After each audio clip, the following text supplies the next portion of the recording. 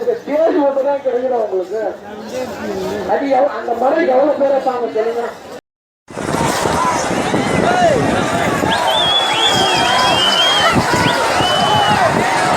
அடுத்த மல்லிகார்ஜுன துர்க்கம் பகுதியில் நடைபெற்றது. 500 காளைகள் சீறி பாய்ந்தன. எருதுவிடும் விழாவில் மாடுகள் முட்டியதில் 37க்கும் மேற்பட்டோர் காயம்.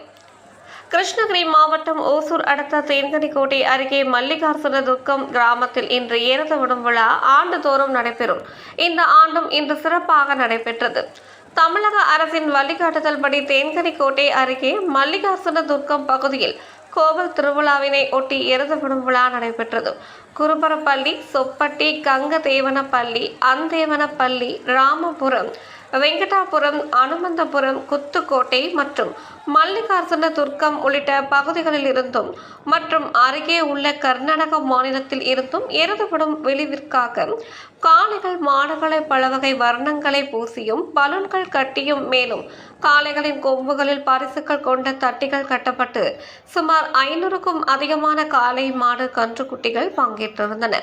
இருபுறங்களிலும் தடுப்புகள் கட்டப்பட்டு சீறி பாய்ந்தன. காளைகளை இளைஞர்கள் போட்டி போட்டு அடக்க முயன்றனர். இந்த எருது விடும் விழாவினை காண சுமார் 5000த்திற்கும் அதிகமானோர் பங்கேற்றிருந்தனர்.